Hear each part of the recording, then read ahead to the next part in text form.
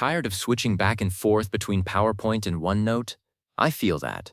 You've got a whole presentation full of slides, but you just want to get them into your notes so you can annotate them, reference them, or keep everything in one place without losing the formatting. Let me show you 3 quick, reliable ways to do exactly that. So here's the plan. We're going to cover the best method if you want to write directly on top of your slides, a clever print trick if you only need specific pages, and a simple attachment option if you just want to store the file. Let's dive in. Alright, method 1, and this is the one I recommend most of the time. It turns every slide into an image right on your OneNote page. Open OneNote and navigate to the page where you want the slides to go. Then click on the Insert tab up on the ribbon. From there, you want to click File Printout. Now find your PowerPoint file, select it, and click Insert. OneNote is going to process each slide and drop them onto the page one after another. This might take a moment if you have a lot of slides, so just give it a second. And here's a really helpful tip I picked up from Microsoft's own support articles. Once the slides are on the page, they can sometimes shift around when you start typing notes next to them. To lock them in place, just right-click on any slide image and select Set Picture as background. Now you can type, draw, or highlight all over them without anything moving around.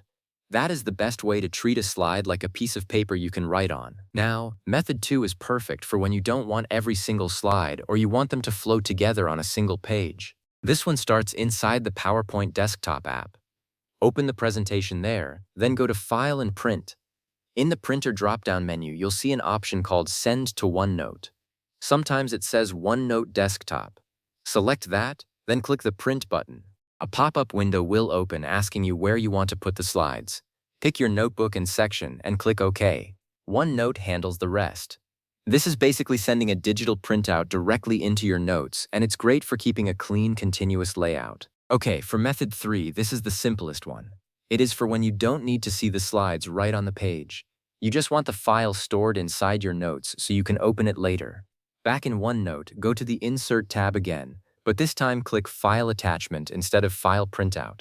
Select your PowerPoint file, click Insert, and you'll see a small file icon appear on your page. Anyone with access to the notebook can double-click that icon to open the full presentation, edit it, or download it. It is a tiny footprint on the page, but the entire file is there. And that's really all there is to it.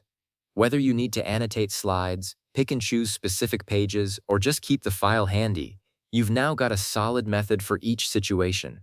I spent some time digging through the official Microsoft documentation and watching tutorials from other educators to make sure these are the most reliable, tested ways to do this, and they really do work. So go ahead, pick the one that fits your workflow, and get those slides right where you need them.